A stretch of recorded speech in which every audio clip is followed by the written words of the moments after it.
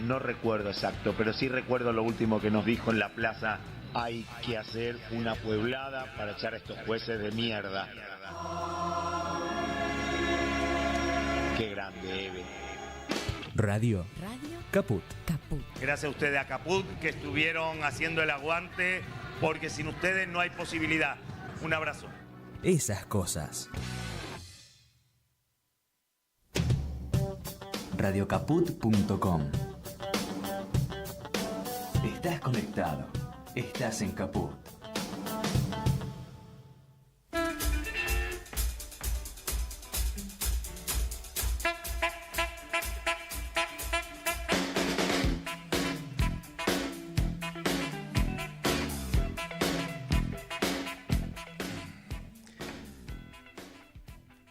Buenas tardes, oyentes de Radio Caput. Esto es Hasta que todo sea como lo soñamos. Mi nombre es Ricardo Capdevila y los convoco esta hora de viernes para reflexionar sobre la semana, sobre la realidad, pero siempre aprovechando el fin de semana para dejarlos pensando.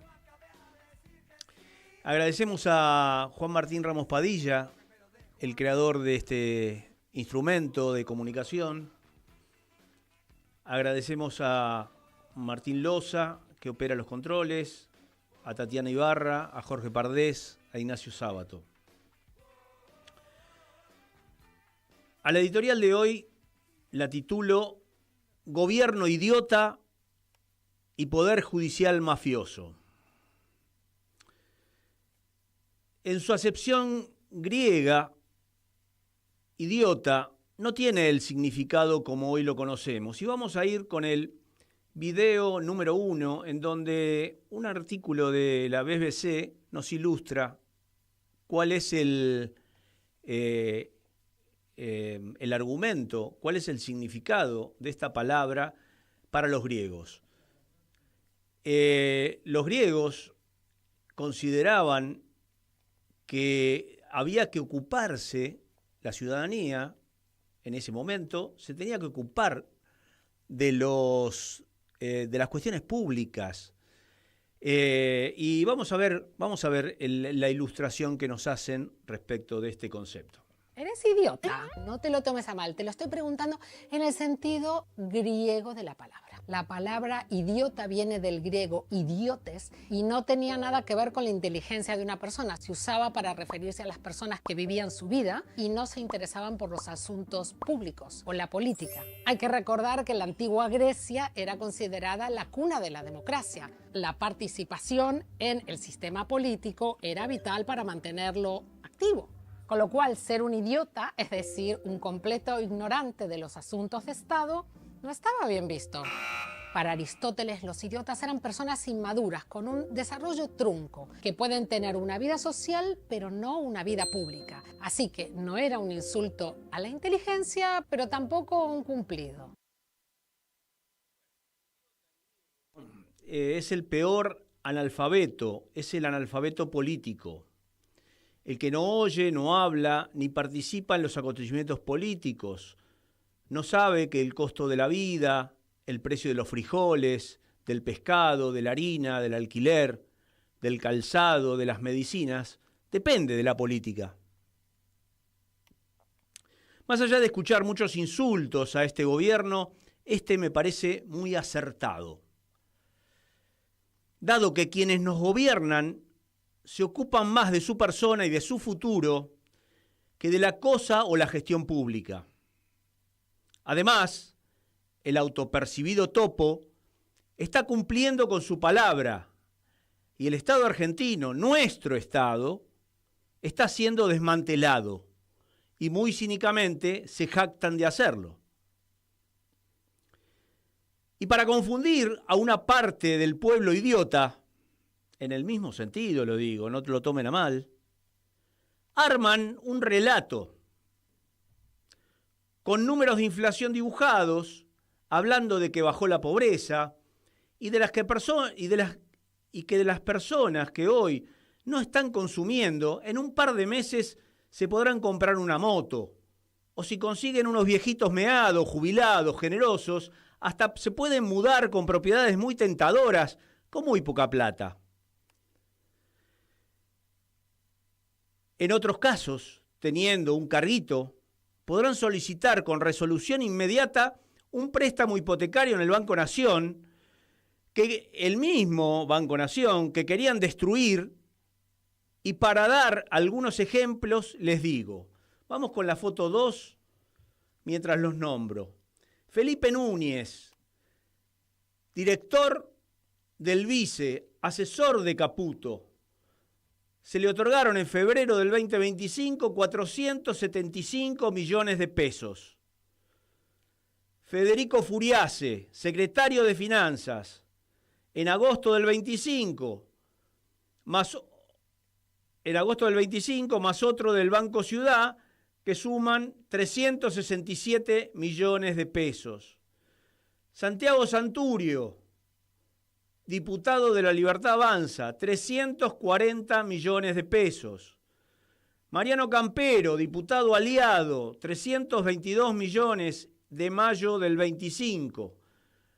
Habría que ver si estos préstamos se están pagando. Alejandro Bongiovanni, diputado de La Libertad Avanza, 255 millones en enero del 2026. Digo, si se estarían pagando, porque en realidad, con los sueldos que cobran estos personajes, yo no creo que les dé los números como para pagar un crédito hipotecario de esa magnitud. Lorena Villaverde, tenemos a la diputada de La Libertad Avanza, que evidentemente no pudo asumir en el Senado por sus problemitas con los narcos. 225 millones de pesos le dieron en un préstamo hipotecario. Juan Pablo Carreira, Juan Doe, funcionario, 112 millones de pesos. Y tenemos uno más, Juan Pedro Ichauspe, miembro del directorio del Banco Central, con 510 millones de pesos. Este es el que rompió todos los récords, el mayor préstamo hipotecario que se dio en estas condiciones. En otro orden de cosas, tenemos un poder judicial mafioso, donde jueces defienden a otros jueces. Y vamos a ver el video del diputado Rodo Tailá, del video 3, donde hace una denuncia en el Consejo de la Magistratura ante el descarte de la investigación a la jueza Capuchetti por el celular de Fernando Sabac Montiel. Hoy el Consejo de la Magistratura funciona como una mutual de protección de jueces corruptos. El Consejo de la Magistratura funciona con una ley que este Congreso derogó de manera expresa y la resucitaron los 3 miembros de la Corte que supimos conseguir. Estamos con una ley derogada. Se les ocurrió 16 años después declarar la inconstitucionalidad de la 26080, que era la ley con la que fueron designados el 90% de los jueces de Argentina. La propia Corte, que está hoy admitiendo que el Consejo es un chiquero, que está diciendo que hay opacidad, que hay irregularidades en la selección de jueces, se calla la boca con el archivo del lago escondido, con la protección de jueces corruptos. Ahí no dice nada. Ahora, para mantener los jueces favorables y dependientes del poder económico, presenta el reglamento que hemos presentado con la diputada Siley, un proyecto de ley para modificar la conformación de la Comisión de Disciplina del Consejo de la Magistratura. No puede ser que los jueces juzguen a sus colegas. Los jueces de la Comisión de Disciplina es el factor determinante para que una investigación se ponga en marcha contra un juez o avance. No pueden ellos mismos ser quienes controlan a sus colegas. La impunidad de Capuchetti, presidente, es la impunidad de un sistema judicial corrupto y decadente que le dio la espalda a la verdad en el crimen político más grave de la democracia argentina. Bueno, esta semana fui a la presentación de un libro en la legislatura, en el Salón Dorado, y el título es ¿Quién le cree a la justicia?, escrito por Natalia Salvo, al que la acompañaba el abogado Ubeira, que le sugirió otro título para darle un marco un poco más de contenido. ¿Quién le cree al Poder Judicial? marcando una diferencia sustancial en que el Poder Judicial no ejerce justicia. El Poder Judicial es una manga de mafiosos que tendrían que rendir cuentas por sus actos. Y el doctor Ubeira defendió el juicio por jurados que debería estar vigente, que está consagrado en nuestra Constitución. Además, hoy traeré algunos casos de injusticia por parte de jueces mafiosos que defienden a otros mafiosos. Con delitos cometidos en la dictadura, que cumplimos 50 años del golpe, con secuestros y desapariciones que están siendo juzgados y que en muchos casos se demoran, casos en que en los procesos hubo delitos de robo y en su mayoría los robos de los civiles no fueron juzgados. Vamos con el video número 4, en donde habla de secuestros Bruno Napoli. La dictadura básicamente eran asesinos y ladrones. Sí. Es muy difícil encontrar otras palabras que lo describan mejor. Todos los secuestros políticos, que son la mayoría, y los que analizamos nosotros, fue con robo incluido. Digo, a los desaparecidos de la ESMA, había una oficina en la ESMA donde estaba el almirante Arduino, que era el encargado de registrar todo lo que traían con el secuestrado. Le conseguí, mira, trajimos una título de propiedad de un auto, de la casa, es propietario, así que... Digo, y el tipo registraba todo. De hecho, Macera hace una inmobiliaria enfrente de la ESMA para empezar a vender las propiedades de los desaparecidos. Digo, funcionaron así. Incluso se llegan a abrir causas penales entre ellos cuando un grupo de tareas va, roba y no le avisa a su jefe que robó. Entonces se detienen entre ellos. Eso es muy común. Lo que nosotros vimos era algo un poco más profundo, que era agarrar empresarios, ya te digo, que hacían negocios con la dictadura, o sea, tampoco eran trigo limpios esos empresarios. Si haces negocio con los gángsters en algún momento, con la mafia en algún momento vas a caer, y caían, algunos en desgracia, otros no, y ahí sí entra en juego algo que es Eichmann en Jerusalén, que es la banalidad del mal. El ejército tiene un montón de empresarios, banqueros y financistas en Campo de Mayo, 27 en un momento, de 3 grupos económicos diferentes, y no saben qué preguntarles, porque no son opositores políticos. De hecho, a muchos los conocen. No hay nada que quieran saber, en realidad. Aparte, a muchos los conocen de reuniones empresarias, de negocio. Entonces llaman a la Comisión de Valores, al órgano estatal, que está acá a 3 cuadras de donde estamos ahora, y les piden 5 empleados para que vayan a trabajar a Campo de Mayo, y con una listita de cada uno, y le hagan los interrogatorios. Tengo a fulano, ¿qué le pregunto? Preguntale por tal propiedad, preguntale por tal casa, preguntale porque tiene una cuenta bancaria en tal lugar. Claro, la Comisión de Valores tiene esa información. Y el Banco Central también, con lo cual el Banco Central mandó 5 empleados a Campo de Mayo, la Comisión de Valores mandó 4, y entre todos elaboraban los interrogatorios para los secuestradores. Entonces decían, preguntale por tal propiedad porque está registrada o en las actas del Banco Central o en los papeles de la Comisión de Valores porque actúan en bolsa. Bueno, así los desapoderaron. Yo me pregunto, y les pregunto, ¿no hay fiscales que impulsen investigaciones por enriquecimiento ilícito de muchos argentinos beneficiados con esos robos? Se deberían justificar muchos de los que se enriquecieron en esas épocas, ya que no hay forma de tener semejantes fortunas y en muchos casos en cuentas offshore. Ahora vamos con el video número 5, con el audio de Claudio Lozano, en donde reconoce que la deuda, mucha de la deuda que tiene el Estado, no es del Estado.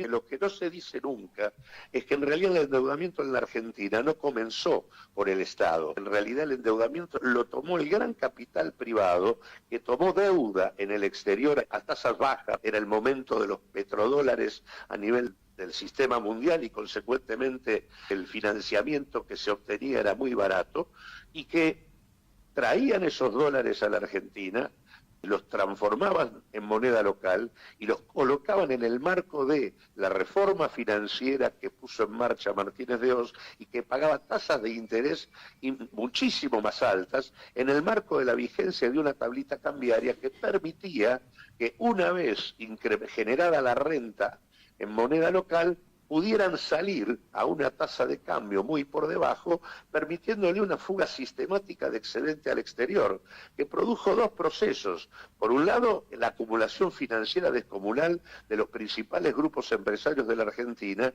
y por otro lado, la internacionalización de estos grupos, que a partir de allí se transformaron en verdaderas transnacionales al interior de nuestra economía, con más guita en el exterior que la que tenían acá. La estatización de esto, que comienza con Cavallo, a partir de la instrumentación de los seguros de cambio desde el 82 en adelante, se van a ir dando distintos procesos, incluso ya ingresado en el marco de la democracia, que va a permitir que el Estado termine absorbiendo toda la deuda, y además, al absorber la deuda se transforma en un gasto fijo, un nuevo gasto fijo del Estado argentino.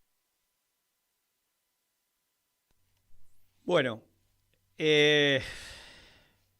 a ver, toda esta deuda habría que investigarla y de alguna manera es un condicionamiento y un sometimiento que hoy estos gobiernos de derecha que nos gobiernan nos están generando y sometiendo con más deuda y más condicionamientos. Ahora nos trasladamos a temas de Patagonia, con el Poder Judicial también, en donde defiende a matones y mafiosos, que son sicarios de extranjeros que adquieren ilegalmente territorios originarios. Esta semana se desarrolló en Bariloche una audiencia por un nuevo juicio al pueblo mapuche, y en este caso se acusa de usurpación de su propio territorio a la LOF Cuyanao, que habita ancestralmente en las nacientes del río Chubut, cercano al límite de las provincias de Chubut y Río Negro, con Hugo Barabuchi como testaferro de Emiratos Árabes. Ahora, acaba de ser sobreseída la acusada de la LOF Cuyanao, pero vamos a escuchar solo 3 minutos de las declaraciones de la entrevista que le hacen a Soledad Cuyanao. Los 3 primeros minutos son ilustrativos de cuál fue el hecho. Vamos con el video y audio número 6, en donde en esa entrevista Cuyanao describe un poquito de qué la acusaban por la usurpación. Peley, continuamos en esta transmisión colaborativa de la red Enfoque, la red que nuclea a las radios comunitarias y populares de la Patagonia, y tenemos la palabra de Sole Cayunao. Lamier, Mari, bueno, ¿cómo estás? ¿Cómo estás atravesando este juicio? Una vez más, el pueblo nación mapuche está sentado en el banquillo de los acusados. ¿Cuáles son tus sensaciones hasta el momento? Mari Copuché, Mari Pulamien, gracias por estar ahí haciendo esta cobertura, llevando la palabra, y agradecerle a todos los que están al tanto de esta audiencia. Así que, le conocí la cara a Alberto Barabuchi, así que él contó todo detalladamente quién era esa persona, así que lo que se venía diciendo hace bastante. Y también estuvo el señor Cané, y nada, lo que estuve escuchando es de parte del señor Cané, bueno, la mentira que hace con respecto a los puestos, que nunca hubo evidencia. Tenemos que llevar a la memoria de que nosotros a través de mi familia, mis hermanos, los Benavides, que ellos le quemaron un puesto que salió público, se hizo público, se presentó en la justicia. El señor Cané sale filmado cuando estaba quemando nuestros puestos central, y al lado hizo el puesto negro que él menciona, que está en el plantel. Bueno, es el primer puesto que nos quema el señor Cané, y después hace una mansión que ahora dice que es lugar de que hay 2 cuidadores.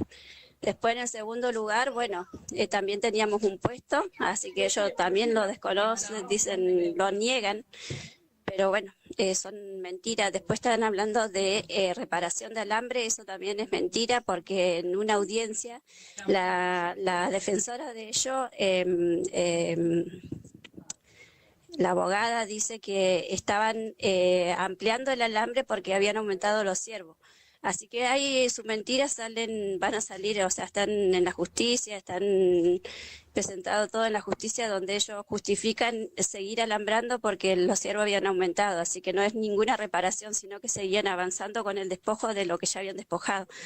Después dicen que desconocen de los animales. Bueno, estas son declaraciones de Soledad Cuyanao, que bueno, fue sobreseída por ese delito que estaba acusada de usurpación. Ahora vamos a ir con el próximo video, en donde Hugo Barabucci hace declaraciones y se presenta como un expolista, en donde hace operaciones para los Emiratos Árabes, y que le compra a un tal Midlin, no sé si les suena, socio de Lewis, con inversiones en energía, nuestro Midlin. Vamos a las declaraciones de este Hugo Barabucci, testaferro polista. Mi nombre es Hugo Alberto Barabucci, soy de la provincia de Santa Fe y bueno, soy propietario de, como bien dije, de un terreno aquí en la provincia. Hace más de 20 años que viajo a los Emiratos Árabes. Tengo propiedades en Emiratos también, y mediante una donación pude comprar también esta propiedad aquí en esta provincia. El vendedor fue el señor Marcos Marcelo Midlin. Correcto. ¿Cuántas hectáreas? No la veo acá, pero son 14.000 hectáreas. Bien. Mi relación con Emiratos fue durante el deporte, el polo. Ajá. ¿Y es un club como nosotros entendemos que son los clubes acá en Argentina? Correcto, es un club más preciso del gobierno de los Emiratos Árabes. ¿Y quién lo conduce ese club? Yo soy uno de ellos. Uno de los, ¿y quién más? Yo soy uno de ellos. ¿Uno solo? ¿No, sí, no tiene conocimiento de los demás? No.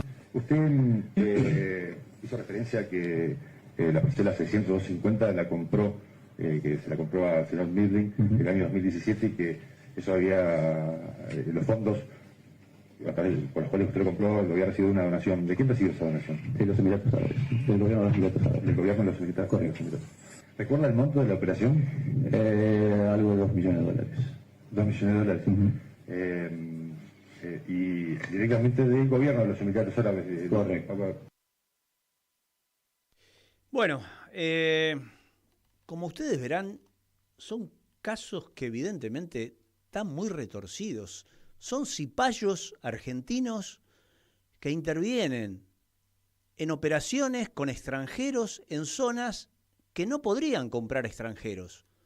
Es el mismo caso de Lewis, un testaferro que le termina vendiendo o armando una sociedad anónima en donde después compra acciones el grupo Lewis. Son casos de injusticia que están invisibilizados en este país, de idiotas políticos o de analfabetos políticos, que dicen no ocuparse de la política porque es algo sucio, y en realidad sin saber que esto que estamos haciendo, la política, no depende de los partidos políticos, depende de que los ciudadanos asumamos las responsabilidades de participar. Otro caso es el juicio en Patagonia, el que Raúl Bríguez contra Víctor Araneda, sicario de Lewis y empleado de la municipalidad, que se dará en Bariloche los días 13 y 14, la semana próxima, por la agresión a Yuyo Bríguez. Ahora vamos a escuchar el audio 7 de la abogada de Yuyo Bríguez en Radio Nacional de Bolsón, entrevistada por Conrado. A esta conversación también la vamos a achicar un poquito, pero es realmente muy interesante escucharla.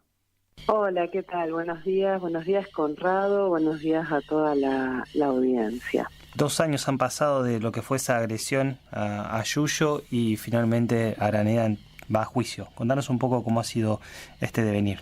Bueno, en realidad nosotros enmarcamos esta acción de Araneda dentro de un contexto, ¿no?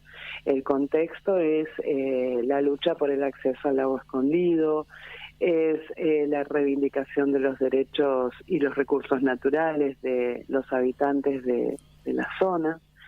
Y en ese marco, durante todo este tiempo hemos ido recolectando pruebas, hemos podido vincular este hecho en este contexto que les decía recién, y para nosotros este proceso tiene eso, ¿no? La posibilidad de poder echar luz sobre relaciones que se van tejiendo y que apuntan todos a lo mismo. En este caso, a impedir el libre acceso al lago escondido. El Yuyo, como lo conocen, es un habitante del Poyel, que ha tenido una marcada y activa participación en la lucha por los derechos del acceso al lago escondido, de la preservación del medio ambiente, el cuidado de los recursos naturales, y en ese marco se ha posicionado, ¿no? Y por el otro lado tenemos al acusado, que sus vínculos son otros, sus vínculos son los relacionados con algunos sectores un tanto más agresivos, violentos, relacionados con los gauchos, relacionados con ese tipo de organizaciones o grupos que operan en función de defender determinados intereses que no son que en este caso son antagónicos, digo, ¿no? Araneda, en este caso, actualmente, por lo menos de lo que conozco, es el recorredor municipal. Tiene otras tareas que también desarrolla en la municipalidad, que lo vinculan, con el municipio. Los vínculos públicos y externos están relacionados con el municipio y estas tareas que vos decís. Los vínculos más ocultos, digamos, o demás, van a estar demostrados en el proceso judicial.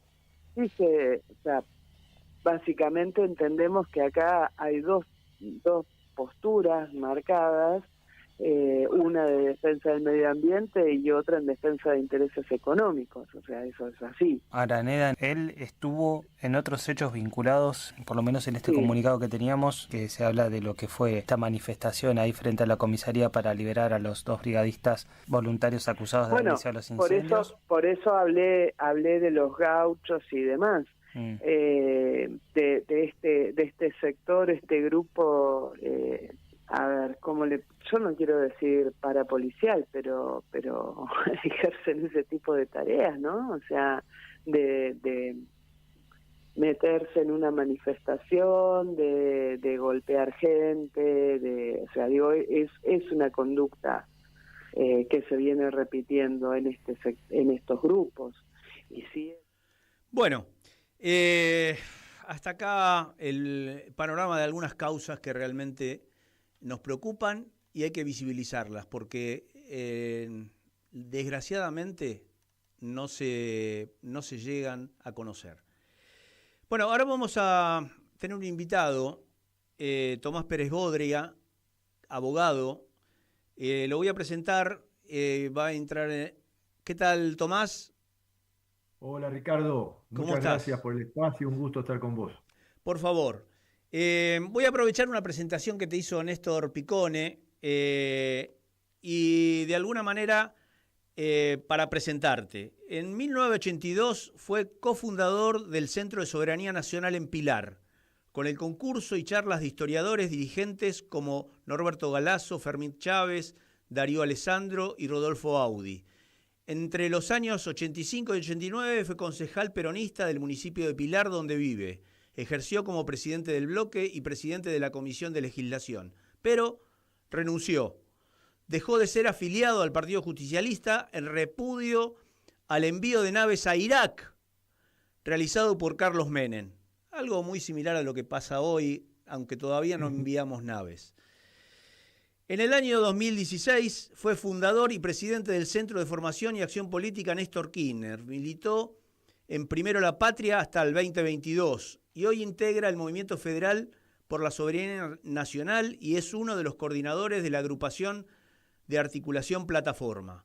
Como profesional fue vicepresidente del Colegio de Abogados de San Isidro en el periodo 94-99, cofundador y primer presidente de la Asociación de Abogados Penalistas de San Isidro, año 2000, y conjuez de la Corte Suprema de la Provincia de Buenos Aires, a la que renunció por desacuerdos con el presidente de la Corte. Bueno, presentado, Tomás, yo tengo también el artículo que hizo Néstor respecto de los antecedentes de este caso, pero si querés los leo o de alguna manera los comentamos, como vos quieras. Y los comentamos, me parece, para no cargar tanto a tu propia audiencia, ¿no es cierto? No te hagas problema. Te voy a tratar de hacer una síntesis, bueno, lo más sucinta posible, y tenemos que empezar por el inicio, porque pasaron muchos años y seguramente tu audiencia y la gente que no siguió el tema paso a paso ya no lo recuerda. Esto empieza el 20 de julio del año 2013, cuando se produce el robo en la casa que tiene Massa, en un lujoso country en Nordelta, donde vive con su mujer, Malena Galmarini. En ese entonces Sergio Massa era intendente de Tigre, pero también candidato a diputado nacional, con dos lemas fuertes. Uno era meter presa a Cristina, terminar con Cristina eterna, y el otro... que ya lo logró eso, ¿no? Sí, ya lo logró, y después si querés podemos hacer algunas explicaciones del camino que llevó para ese fin, además de competir electoralmente e irle muy bien en el 2013, porque fue diputado nacional y ganó y se erigió en una especie de líder de la oposición a Cristina. El otro leitmotiv de su campaña era el tema del combate a la inseguridad. Entonces acá aparece un hecho singular. Este suceso que te dije que se dio el 20 de julio del 2013 se mantuvo oculto por 15 días. El 5 de agosto del 2013 esto sale a la luz por un artículo que publica en Página 12 Horacio Berbisky. Mirá. Bueno, primera pregunta sobre esta cuestión. ¿Por qué mantenerlo oculto? Un tipo como Massa en plena campaña electoral y muy reconocido en los medios. Bueno, una de las razones era la que te dije, la de que no era buena propaganda desde el punto de vista de ser el rey del combate de la inseguridad en el municipio de Tigre. Pero después con el tiempo vimos que había otra. Lo vimos a partir de lo que nos tocó intervenir en esta causa que ahora estamos comentando. En esta causa se producen los allanamientos, que es una medida corriente cuando se investiga un hecho penal, por orden de un juez judicial. Los allanamientos en la casa del que había robado la de Massa, que fue identificado rápidamente, porque era un tipo que era de la prefectura, que se movía en Tigre, había sido hasta hace muy poco custodio como prefecto en ese country. En Nordelta la guardia o la seguridad de los country no la hacen ni guardia privada ni policía, la hacen los prefectos en horas extras, es de prefectura. Él estaba ahí, tenía una muy buena relación, digamos, entre comillas, con la doméstica de la casa de Massa y también con los Massa. Así que le fue muy fácil tener algunas noticias de lo que podía haber ahí adentro y robarlo. Y lo hizo. En el allanamiento, o para el allanamiento, cuando se hace un par de días después, una vez que fue identificado, se toma, la policía que lo va a hacer, en la calle, a un joven que deambulaba por las cercanías, que se llama César Jaunarena. Es un changarín, en esa época, de 19 años, que trabajaba en el puerto de Frutos, estaba indocumentado, lo llevan igual, para que constate la legalidad de los actos del allanamiento. Eso es una medida común, frecuente, más allá de que careciera de documentos, etc. A él le costó mucho porque ese puesto de trabajo finalmente lo perdió y tuvo un montón de complicaciones más por este tema. En ese allanamiento, Jaurarena ve todo lo que ocurrió y por lo tanto, como ocurre habitualmente, lo llaman para suscribir el acta que daba cuenta de lo que había ocurrido en el allanamiento. Pero resulta que él vio algunas cosas que cuando le someten a la firma, primero la firma, pero después se la quieren hacer firmar de nuevo, lo llaman de nuevo por alguna razón. Y él había visto algunas cosas que no estaban en el acta. Una era la cantidad de dinero, figuraba una cantidad de dinero menor, no excesiva, pero menor. Y otra, y la más importante, es que había participado de esos allanamientos una persona que no figuraba en las actas. En la provincia de Buenos Aires, en la Nación también. Todo lo que ocurre en una diligencia de allanamiento debe ser volcado a las actas que hace el fiscal o la policía a cargo de esa medida. En este caso no se había volcado algo que él vio, que era la presencia de un señor de contextura física importante, de 1,90 m de altura, que bajó de un auto negro con un bolso, entra en la casa donde se estaba haciendo el allanamiento. El bolso, cuando lo ve ingresar, aparecía aplastado, vacío, y luego lo ve salir completamente lleno, muy, muy inflado, así lo describe él. Bueno, este es un tema muy importante para determinar algo que la población debe saber y que todos sabemos que tiene que ver con el modo espurio en que se financia la política, ¿no es cierto? Él estaba en campaña, todos creemos, a partir de que se constató finalmente que estaba ahí ese señor, y por lo tanto, si lo habían negado antes y lo tuvieron que reconocer a partir de la declaración de Jaurarena, no había por qué presumir que el bolso no estaba, sino que también estaba. Habían negado al portador y al bolso, pero el portador apareció. ¿Por qué no pensar que también estaba el bolso? Ese señor, y esto es extraordinario, no era cualquier persona. Se llamaba, pues falleció hace unos años, esto ya llevamos más de 12, casi 13 años en este proceso. Era Diego Santillán, que era secretario de Seguridad del municipio de Tigre, cuyo intendente era Massa. Entonces está claro que algo estaba haciendo ahí. Era el secretario de Seguridad, ampliamente relacionado con las fuerzas policiales y hasta con la propia prefectura de la zona, por razones operativas, pero en este caso estaba para algo en concreto. Y era llevarse lo que evidentemente había, que era más dinero de lo que se había declarado en el allanamiento, y todos suponemos, si bien no hemos visto la cantidad porque el bolso nunca se abrió, que si era así, era mucho dinero negro de la campaña de Massa. A partir de eso, arman entre los fiscales de San Isidro, que era una verdadera mafia que se descubrió después. El fiscal general de San Isidro era Novo, Julio Novo, los adjuntos eran los doctores Baiani y Caro, y el arma operativa de esa fiscalía se llama Escapolán, Claudio Escapolán. Todos ellos están procesados por gravísimos delitos, han sido destituidos ya, por gravísimos delitos en el Fuero Federal de San Martín. Novo, Baiani y Caro por encubrir el doble crimen narco de Unicenter, que ocurrió un par de años antes del 2013, y además otro crimen narco de Nordelta. Por eso fueron ya dejados fuera del Poder Judicial, pero están sometidos a ese grave proceso. Y Escapolán por encabezar una banda de narcotraficantes compuesta por fiscales, policías y abogados, en donde hubo un secuestro de mercadería de 500 kilos de cocaína que habían desaparecido en el marco de esta banda, digamos. Esos señores armaron en ese entonces, me refiero a la causa ya del robo de Massa, una causa paralela a la denuncia que había hecho Jaurarena, diciendo para digamos, descalificar los dichos de Jaurarena sobre todo el tema del bolso y de Santillán, que era lo único que les importaba, que había mentido Jaurarena. Por lo tanto, arma una causa de falso testimonio antes, ya finales del 2014, esto se produjo, hubo todo un lapso en el medio del cual Jaurarena además recibió una cantidad de amenazas que lo hicieron irse a Misiones, la pasó muy, muy mal. La verdad que es lo que más pena me da todo esto, la suerte de este muchacho que hoy ya tiene 31 años. Tuvo 12, 13 años prácticamente huyendo a partir de las amenazas que había recibido.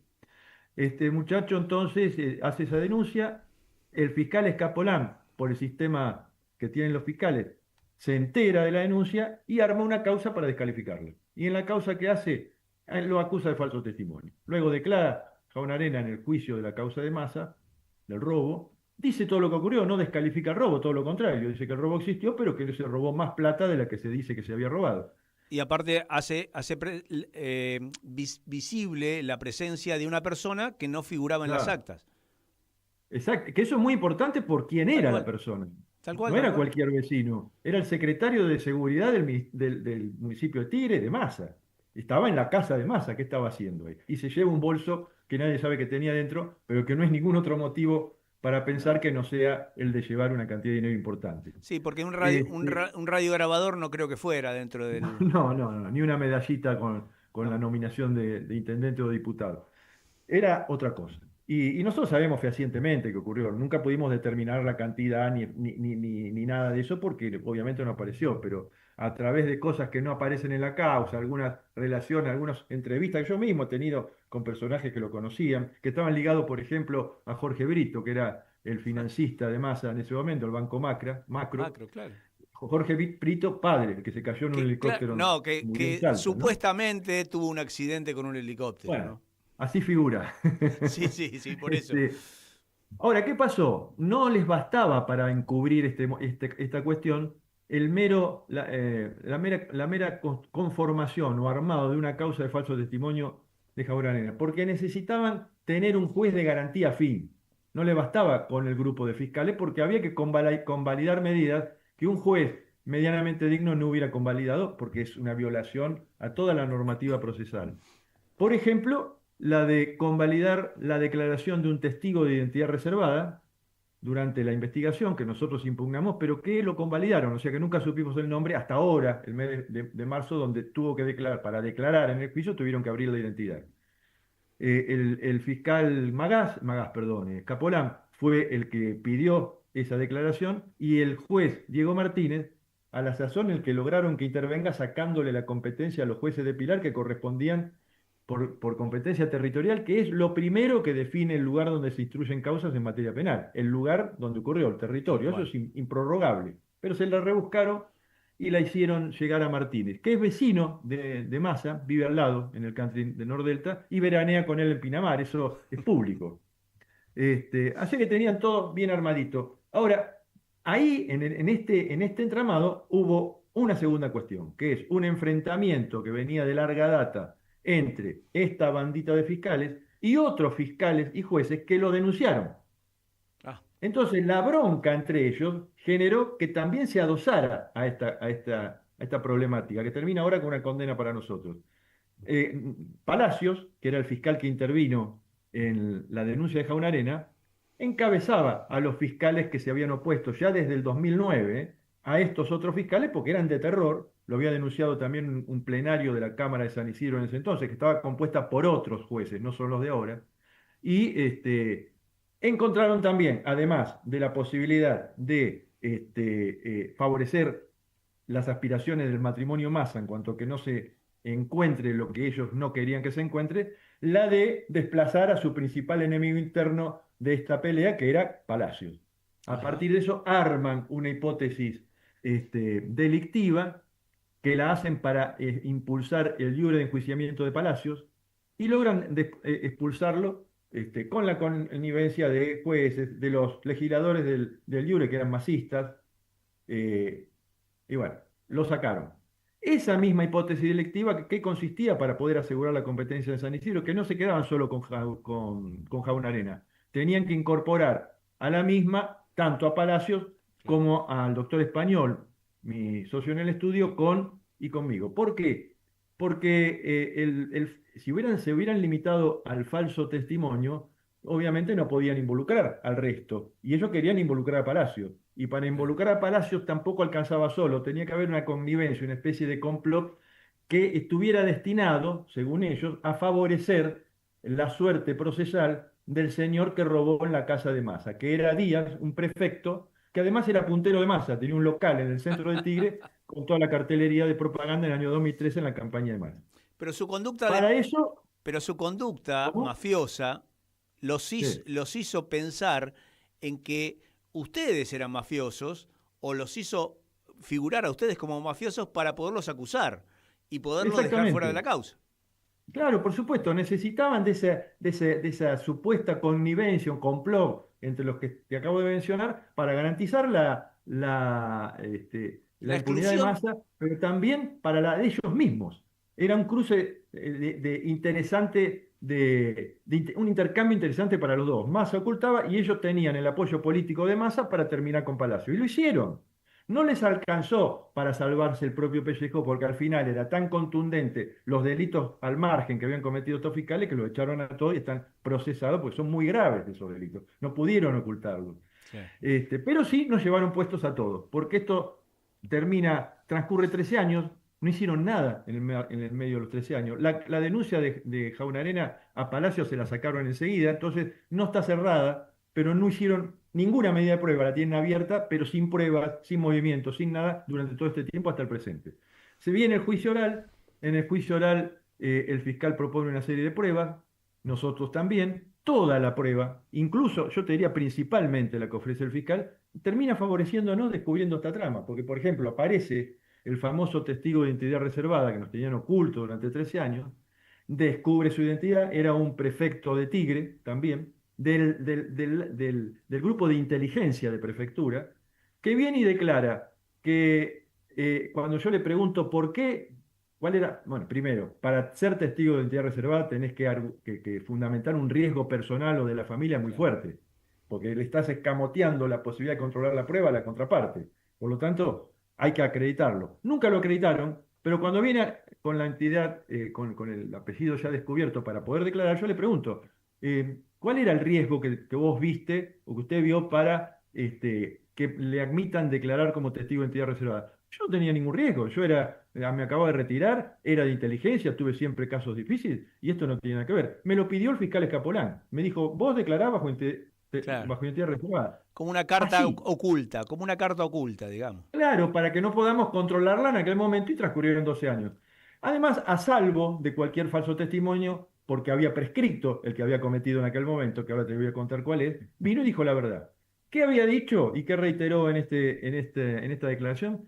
Que a él lo vio un amigo y le dijo que había escuchado de otro señor, que a su vez este otro señor lo había escuchado de un tercero, o sea, dos más que él, diciendo que le habrían ofrecido a Jaunarena en aquel entonces, esos primeros momentos, 30.000 pesos para que cambie la declaración y favorezca al prefecto ladrón. Bueno, cuando le pregunto, dame el nombre, los datos de ese señor, bueno, ahí inventó un nombre pila, Oscar, y el apellido no me acuerdo, y había dicho que era amigo de él, ¿no? Claro. Describilo físicamente. No me acuerdo. Así, está en la saca. Lo voy a publicar eso porque está todo filmado, así que voy a tratar de recopilar todo eso y lo voy a publicar porque es contundente. Después vinieron un montón de fiscales y todos ratificando como acto correcto, como era lo que debía hacer toda la actuación del fiscal Palacio en la causa, en la denuncia de hecho Jaunarena.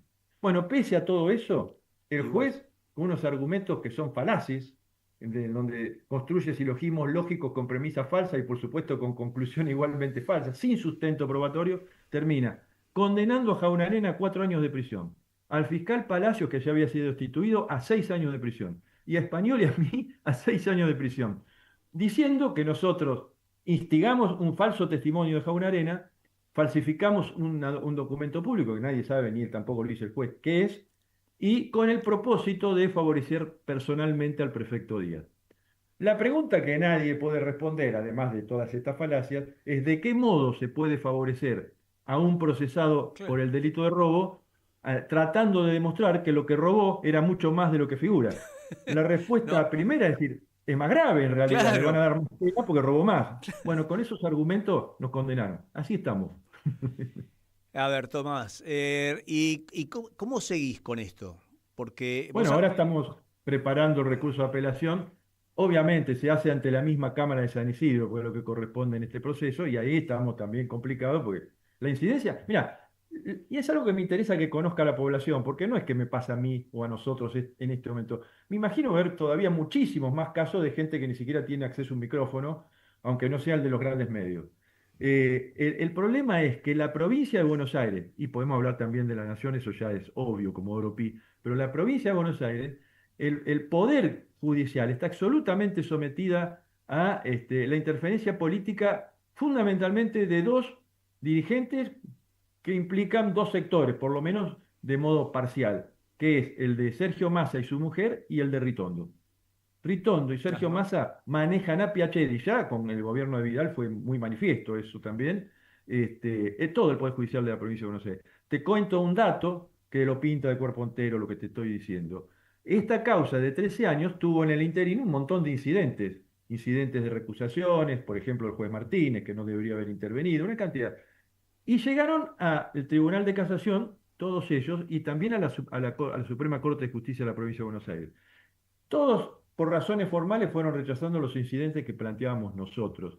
Pero cuando se produce el iure de Escapolán, los jueces de la Corte, varios, integraron con su presidente, integraron el iure de enjuiciamiento. Porque los iure de enjuiciamiento en la provincia se integran con miembros de la Corte, con legisladores, integrantes y miembros del Consejo de la Magistratura. Los legisladores siempre eran de masa en estos casos. En el caso del iure no, había radicales también, había algunos justicialistas y era tan ostensible el delito que lo tuvieron que sacar. Pero estos jueces se excusaron de actuar. ¿Por qué? Porque reconocieron tener relaciones con Massa y con causas que había intervenido Massa, entre ellas la nuestra. Pero resulta que antes, lo mismo pasó con los jueces del Tribunal de Casación, porque cuando llega el último recurso nuestro, recuso a los jueces de la Corte, precisamente por la excusación que ellos habían hecho antes. Al recusar a los jueces de la Corte, se tiene que integrar la Corte para tratar nuestro recurso con los miembros del Tribunal de Casación Penal de la provincia. Y se excusaron todos, porque también tenían las mismas relaciones. Ahora, es insólito, porque antes, cuando ya tenían estas relaciones, pues estas relaciones con Escapolán no nacieron en el iure donde se lo expulsó, que finalmente fue integrado por jueces de la Cámara Civil de La Plata, por eso lo expulsaron, sino que eran anteriores. Y en esas causas anteriores nunca se excusaron. Fallaron en contra de Jaunarena sin reconocer las relaciones que tenían con Escapolán, que como lo hicieron después cuando les tocó juzgar a Escapolán. Ese es el escándalo que hay en la provincia de Buenos Aires. Ahora, vos estamos hablando de la provincia de Buenos Aires, pero en realidad es un problema que tiene la justicia, o mejor dicho, el Poder Judicial, porque la justicia es otra cosa. Evidentemente, la justicia es una entelequia, es una aspiración, es algo a lo que se debe llegar. Por eso. La administración de justicia es lo decadente acá, pero tremendamente decadente, ¿no? Tal a niveles de indignidad. Y para cerrar, porque ya prácticamente nos quedamos sin programa, pero me interesaría cuál es tu reflexión de cómo se sale de esto, porque evidentemente vos vas a recurrirlo, vas a ir a otra instancia, con la esperanza de que esto se haga justicia realmente, pero ¿de qué manera salimos de este poder judicial mafioso para convertirnos en un país normal, digamos? No te estoy hablando, que está lo político también que incide, pero ¿qué pasa por tu cabeza en una situación como la que estás padeciendo? Mira, pasa por mi cabeza en esta situación y mucho antes, porque no me hizo falta pasar por esta situación para entender lo que está pasando con el Poder Judicial en todo el país, particularmente el Fuero Federal y en el caso de la provincia de Buenos Aires, que es donde yo litigo y conozco lo que pasa. Mira, yo te diría que hay que tomar conciencia para poder empezar a resolver el problema, que el Poder Judicial desde 1983 para acá suple a los militares como instrumento de implantación de un modelo de saqueo del país, de la construcción de un modelo colonial. Hoy no son los militares, son los jueces, son los que tienen la última palabra, una corte integrada por 3 personas que tienen la suma del poder público, y para revertirlo, inevitablemente tenemos que hacer una reversión muy fuerte y profunda del actual sistema político e institucional. Y en lo estrictamente atinente al Poder Judicial, yo creo que es inevitable, cuando ese proceso se pueda dar, que incluya una reforma o una nueva constitución, la democratización del Poder Judicial. La democratización a fondo, al estilo México con Claudia Sheinbaum, donde todos los jueces, desde el primero, desde la Corte hasta el último juez, lo elige el pueblo.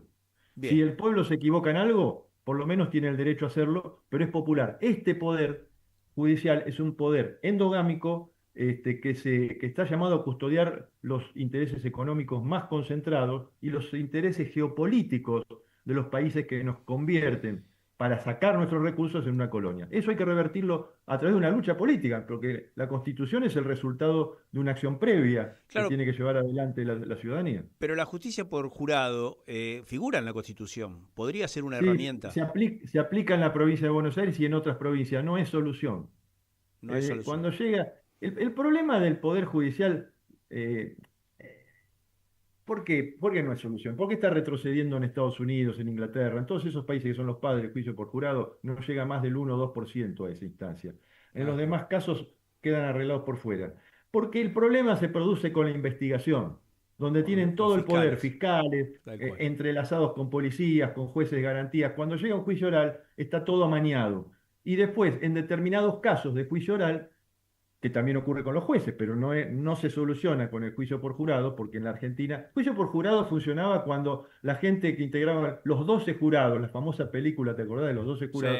Sí. Se encerraban en una habitación y no salían hasta que terminara el juicio, y no podían comunicarse con nadie. Hoy los jurados reciben en el celular instrucciones, escuchan o ven la televisión y dicen a quién tienen que condenar. Es medio difícil así. Yo creo que hay que instrumentar otros mecanismos, como ocurre en el resto de la política. Por ejemplo, con la democracia. Más participación ciudadana en las decisiones. Exacto, a eso iba. Fíjate vos, ¿cómo es posible que se modifique la ley de glaciares? Es decir, una apropiación de recursos básicos del pueblo de la nación sin consultarlo. Tenemos que esperar 4 años o 2 años a una elección, a lo mejor llamando un plebiscito con esa elección, o podemos consultarlo ya en una época donde apretando un botón votaste lo que querés.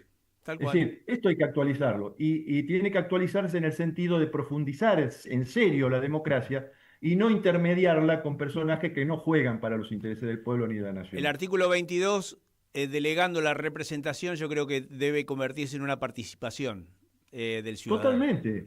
Pero hoy con los avances tecnológicos que se los utiliza en general para oprimir, esos mismos, como son instrumentos, nos llevarían casi a una democracia directa como la griega, nada más que en medios tecnológicos, o a través de medios tecnológicos. Si a vos te preguntan, te hacen una encuesta y te la hacen por internet y apretás un botoncito y la encuesta salió, ¿cómo no vamos a poder decidir por ese medio, controlado debidamente, adecuadamente, los intereses tan extraordinarios como los que se juegan en estos momentos y nos quitan semejantes recursos? Tomás, se nos acabó el programa. Un gusto escucharte, vamos a seguir el tema. Tenés el espacio abierto para seguir poniéndonos al tanto de cuál es la evolución, pero evidentemente vamos a seguir hablando del tema. Gracias por tu participación y seguiremos luchando por una Argentina mejor. Gracias. Muchas gracias a vos por el espacio y porque además siempre compartimos la misma lucha. Un gran abrazo. Gracias a vos. Bueno, nos vamos con Charlie y nos despedimos hasta el próximo viernes a la misma hora, 15 horas.